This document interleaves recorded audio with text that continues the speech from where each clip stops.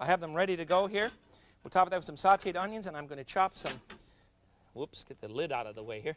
Chop up some jalapeno peppers. These are all on the menu at the Society as options.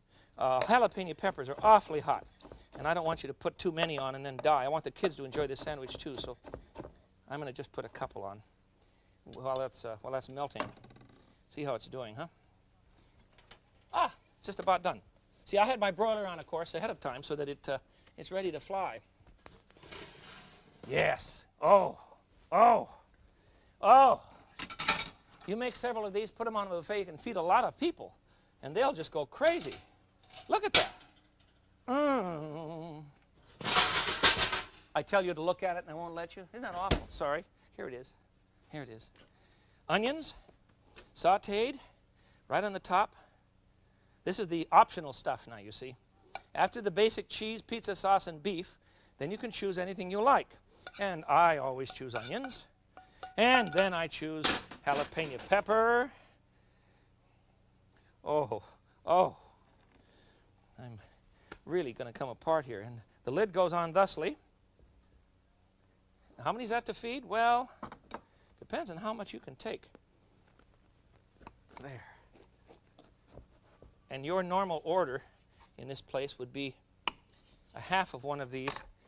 Though the bread isn't this heavy and rich and good. But look at that, will you? Look at that. It's just wonderful. All right. The famous Philadelphia steak sandwich. And if you have somebody in town who's selling these to you in a drive-in and says that they really have the legitimate steak sandwich, tell them you know the truth, because this is what it is. This is what it should be. All right, a Philly steak. And now we're off to the biggie. I keep telling you this is my favorite sandwich, and I'm not lying. It just depends on which one I had for dinner last night. But on a buffet, this would be colossal. Come in and say, here, have a Philly sandwich, or have a Chinese sandwich, or have a Norwegian lefse sandwich. But this is the biggie. This one is I've got seeds from the jalapeno peppers on the floor. Be careful in your kitchen. Be sure that you have safety features around. You need things like fire extinguishers close to the ovens, you see, all that sort of thing, so that your children are never in danger in your kitchen. Be very careful. You have a serious responsibility to keep up there. Just before you came, I took out my old French croque-monsieur iron and did a fancy French sandwich. These are toasted. It's just toasted cheese sandwich is what it is, but it has ham in the center, and you toast them in this fancy iron, you see. And when you tear it open, why, it's Swiss cheese and ham inside. Very beautiful. Croque-monsieur, you can find these in most fancy gourmet shops. They're beautiful irons, you see. You have a good deal of fun with them. And you just toast them on top of the oven. That's another fancy sandwich. Let's just leave that sitting here somewhere. You can remember that one too, huh? As if we have room. All right, now, the biggie, the classic, my jewel. We're going to make an olive salad right now. And the olives for our muffalata, which comes from the French Quarter, actually down along the river in the beautiful city of New Orleans. When you walk along the waterfront there are several shops making these and selling them, and they all claim they invented them. So I can't give you the answer or even tell you the truth, but I don't think it matters. The one that I like at the Central Grocery is simply superb. Here's what he does, or it comes close to this anyhow. What I'm going to do is to prepare an olive salad in this way. I want 3 cloves of garlic crushed into a bowl, and I want you to do this the day ahead of time, the day before you're going to prepare these sandwiches. I served a dinner party with this stuff the other night for my brothers in the clergy.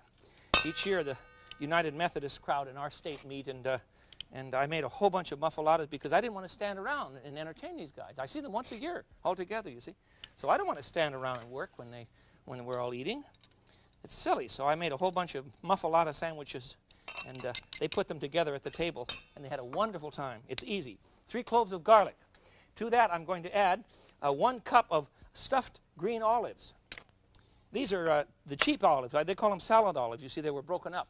See what I mean? They're not whole and perfect. It costs too much to buy the fancy ones. You don't have to worry about it. Those will work fine. And a cup of black olives.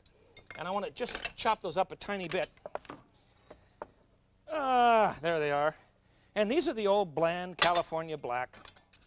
If you want to use Greek olives or calamatas, that's just wonderful. You'll have a good time. But I want you to make this the day ahead of time so that you can let the flavors blend a bit. Remember when you're cutting, keep your fingers bent under. You cut this way. Don't you dare stick your fingers out. I'll get you. You know, I prowl around at night and I peek in windows and watch how you're cutting for your dinner. So I'm going to find out one of these days, and you'll be sorry. Particularly if you're teaching your children to slice. For heaven's sake, teach them to keep their hands out of things. Now we need a half a cup of sweet red peppers, roasted peppers. You can use pimento, but I prefer these lovely peppers. They're really beautiful. You can buy them under the name roasted sweet red peppers in any Italian market. To that, now we're going to add a cup of olive oil. A cup? Olive oil isn't good for you. Now calm down. Of all of the oils, remember we have to understand that there's monosaturated, there's polyunsaturated, monounsaturated, polyunsaturated, saturated oils, which are animal oils, and those are the ones we want to avoid. The worst ones are animal oils. But among the salad oils, olive oil has been proven to be just as helpful in breaking down cholesterol or lessening cholesterol level in your body as anything else you can find. And I was glad when I finally read that study. A very reputable one, very reputable study indeed, because I love olive oil. And my ancestors have been using olive oil for a long time. Okay, cup of olive oil. Isn't that a wonderful sound? Buy good oil. The best oil you put on your salads. Lesser quality you can cook with. You'll get by that way. All right, then we need a couple tablespoons of, about 3 tablespoons of parsley, chopped parsley, and 2 tablespoons, or about that, you see, where is it here, of white wine vinegar. And we'll mix all of that up and we have an olive salad. That's plenty of tablespoons there too, huh? There's ample. I'll mix all of this up. Well, I have one I made yesterday, so I'll use that instead. Here's what it's going to look like when it's marinated. Looks exactly the same, doesn't it? Big deal, but that's all right. How do you make a muffalata? Well, I made a lot of muffalatas, and I'll show you how to make this one. Nothing to it. First of all, we'll cut up, again, the same kind of bread, this big, round, lovely loaf. I need a longer knife for slicing this rascal. Don't you hate bread that has no body? For heaven's sakes, you wonder what the baker's trying to pull. You know? Yeast is supposed to be a friend. It's not supposed to be a balloon maker. All right, we'll get a little bit of the center out of here. Now, I'm going to save this for breadcrumbs, of course, and a little bit out of the bottom, because this is really too much to eat for one lunch. You'll have half of one of these when you buy one at the Central Grocery. Okay, now you want to drizzle some of the oil on the bread. And remember, it has vinegar in it too, you see. You want to just drizzle the salad dressing right in there. Oh, it's grand.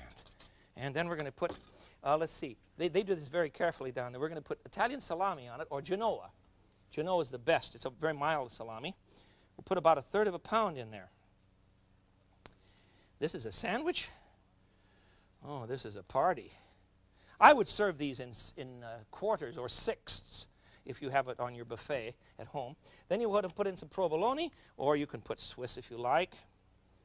Or put in several slices.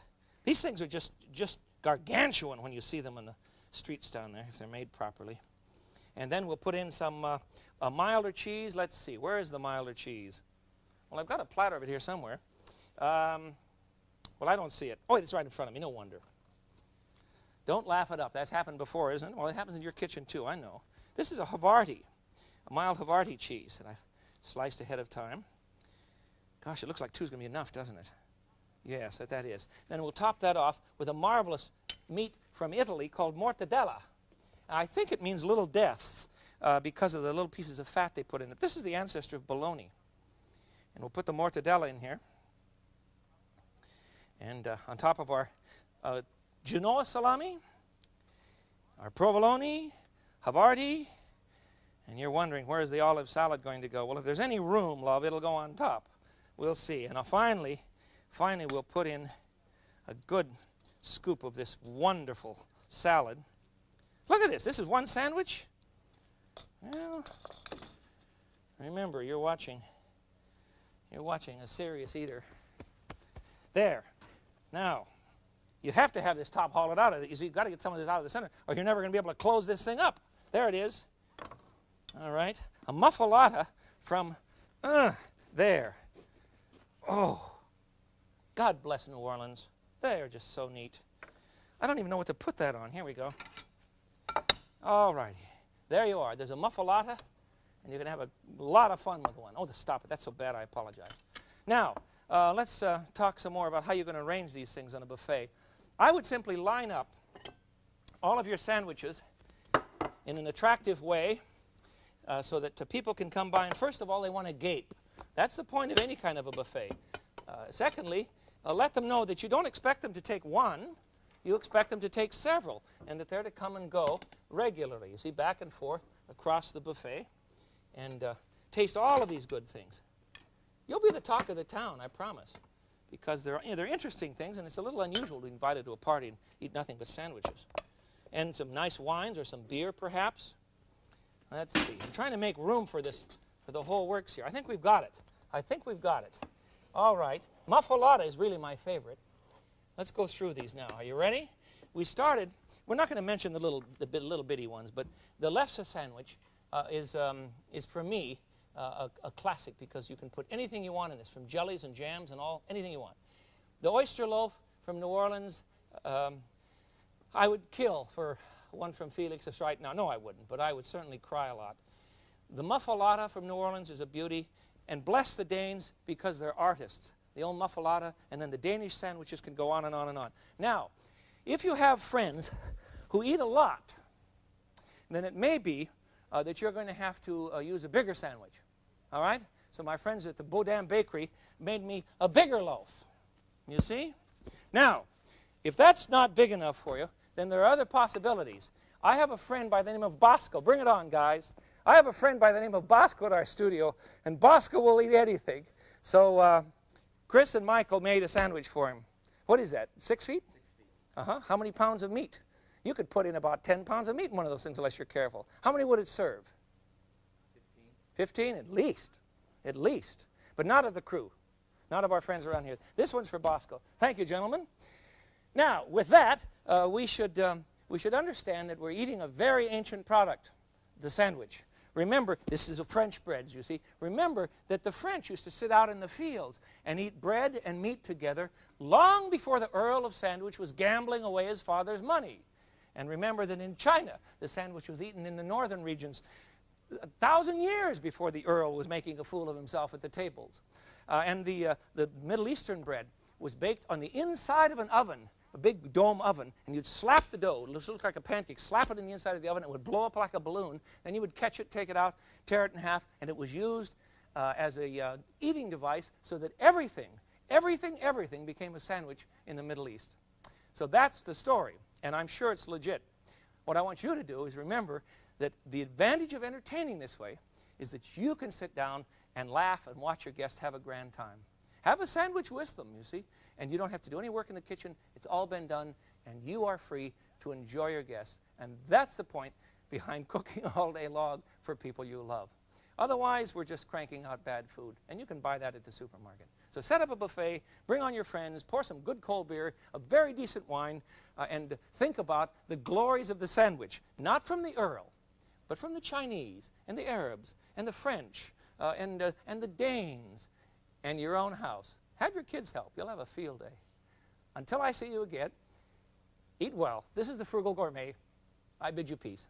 Bye-bye.